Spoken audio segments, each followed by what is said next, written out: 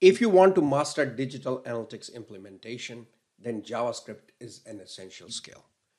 In this video, I will show you an example of using JavaScript in Google Tag Manager. Even though the example that I will share is showing you Google Tag Manager, the same JavaScript can be used in Pivot Pro, Adobe Analytics, etc. JavaScript is not only essential for digital analytics implementation, but it's also used across industries. So learning JavaScript will not only enhance your career in digital analytics, but it can also open a lot of doors in other industries and career paths. I have a complete JavaScript course that'll teach you from the basics to advanced level JavaScript. So if you're interested, then check the description of this video. Now, if you're ready, let's dive in. In Google Analytics, all your data and reports are shown in the time zone that you select in the admin panel. In this example here, time zone is set to US Los Angeles time. So all my reports will show me the data in that time zone.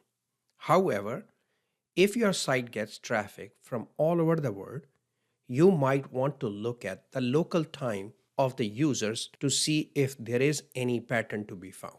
For this, you need to capture visitor or user's local time. And this is where you can use a custom JavaScript variable. In this video, I will show you how to do that. So let's go to Google Tag Manager to create this variable. In Google Tag Manager, click on Variables, go down and click on New under User Defined Variables. Click in the middle and pick Custom JavaScript and write your function here. So function, define a variable that we will use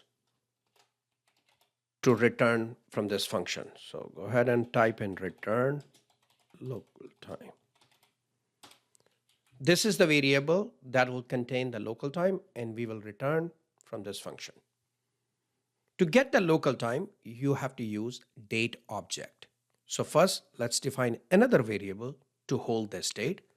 So go up here and call it curDate. And then instantiate a new date object and assign it to curDate. So now curDate contains an instance of date object. This will contain the local time. There are several methods that you can use to extract different parts of the date. One of them is getTime. However, that returns the number of milliseconds that have elapsed since January 1st, 1970. Not very useful. So what I'm going to do instead is to use getHours because that's more meaningful. So to do that, I will use a function called getHours. Go ahead and enter a few more lines. Local time is equal to curDate.getHours.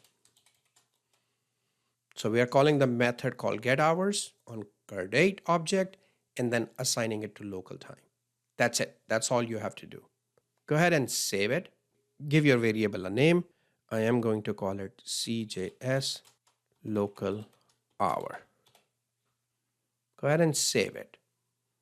The value that's going to be returned is between 0 and 23 based on the hour when the user is browsing your site.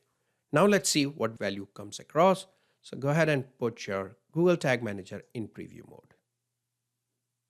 Click on Connect. Tag Assistant is connected. Go back to Tag Assistant and click on Continue.